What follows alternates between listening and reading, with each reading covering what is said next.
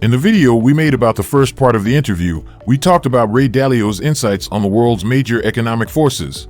These forces include growing debt, internal conflicts, global power shifts, acts of nature, and advancing technology.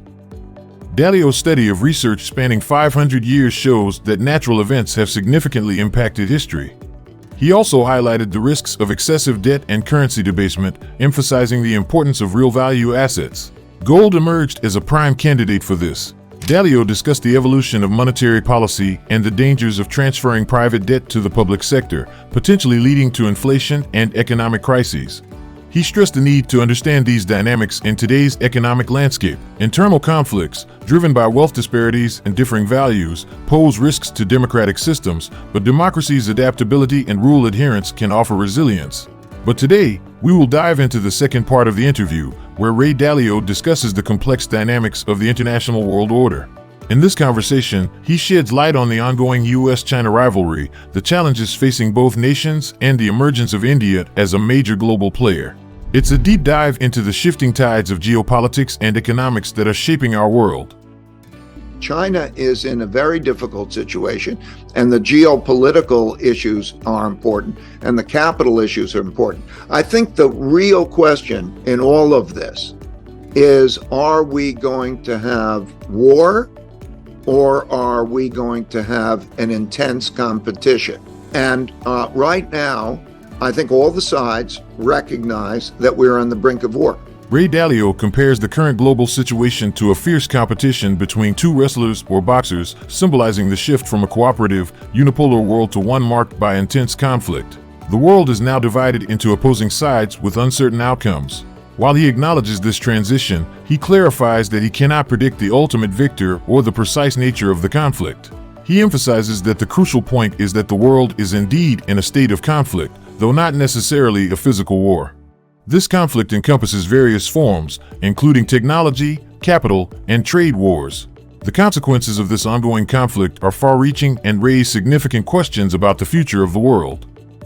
Regardless of who ultimately wins or loses, the world is already grappling with the impact of this conflict. It introduces instability and uncertainty, affecting global dynamics and relationships among nations.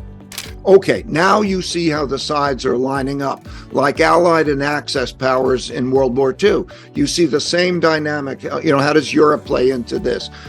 Europe doesn't want to get involved in Asia. And then how does NATO and Russia, and then Russia and China, and how they're lining up?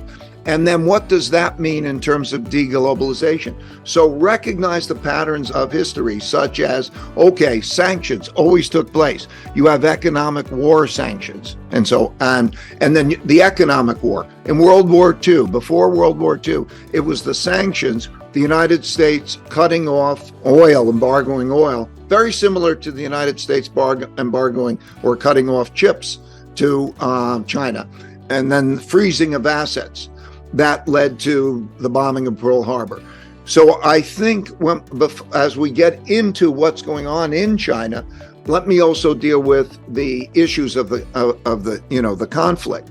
There are, between the United States and China, are issues that are red line, irreconcilable differences.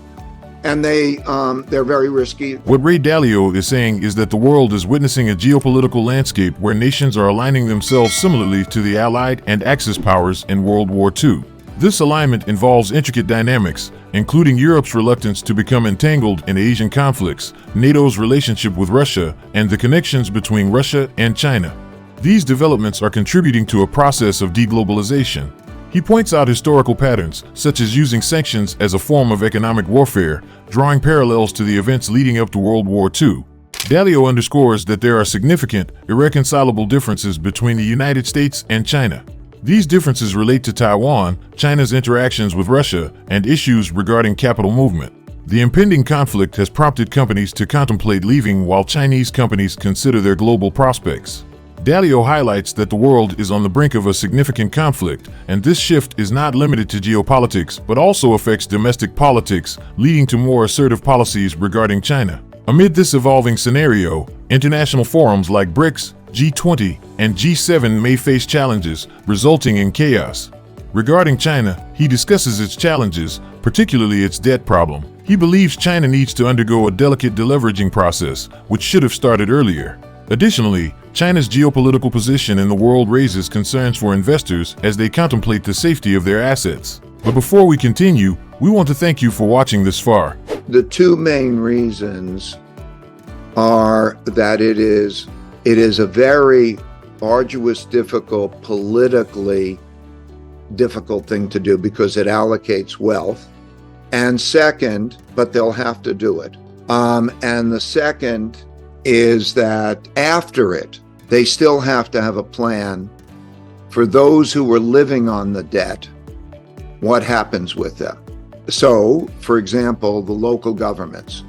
The local governments made their money by a combination of borrowing and selling off land for real estate purposes and so on. Okay, that's where the vast majority of people are. We think of China, we think of Shanghai, Beijing, Shenzhen, and so on. But there's all of those provinces out there that are economically and financially dependent on that form of borrowing, and things will get much worse. So the issue is, as they're wrestling with that, is how to deal with that. So, Ray Dalio discusses two primary challenges facing China. Firstly, addressing their substantial debt issue is daunting due to its political sensitivity, which involves wealth distribution. Secondly, they must devise a plan for those who heavily relied on debt, such as local governments that funded their operations through borrowing and real estate sales. This problem affects a considerable portion of the population, especially in provinces dependent on this borrowing model. The recent change in government leadership adds complexity to the task. Regarding the impact of the U.S.-China conflict on non-aligned states, Dalio observes that historically, neutral nations have fared better during wars, as the victors often accumulate substantial debt. Countries like India, ASEAN nations, and those in the Middle East not aligned with either camp can thrive in this environment. Their success depends on three factors: sound financial health, internal unity, and minimal external conflicts. These non-aligned regions often attract talent and prosper due to their financial stability and lack of conflicts. Dalio also acknowledges India's rising importance on the global stage. He compares India's current state to China's in the early stages of reform under Deng Xiaoping.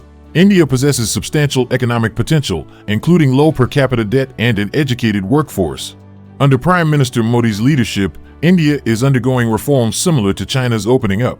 However, India still faces challenges, such as the need for capital markets and foreign exchange reforms to attract international investment. India's desire to develop using internal resources may also affect its attractiveness to foreign investors. The issues in India for the capital markets is they have to have capital market reform, they have to have foreign exchange reform. It's difficult to invest internationally, an international investor to invest in India, particularly in any size.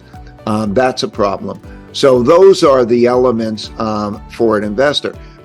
There's also a desire, I think, in India to develop it with internal capital. So what you're seeing more is as the internal level of wealth becomes greater, those internally, Indians themselves, have almost a monopoly on being able to develop the main industries and so on. And there's, an element of a desire to protect that can stand in the way of the attractiveness of investment in India. We'll see how that evolves. With that said, it's crucial for you to stay up to date on these intricate global dynamics that are molding our world. These are not just distant issues, they affect us all in various ways. So, what's your next move? Will you choose to be an active observer of these dynamic shifts, or will you remain on the sidelines, unaware of the profound changes occurring around you? Share your thoughts in the comments section below. And that's it. Make sure to smash the like and subscribe buttons down below. Additionally, if you want to watch the first part of Jim Haskell's interview with Ray Dalio, just click this video right here. Thank you for tuning in and stay tuned for more exciting content in the future.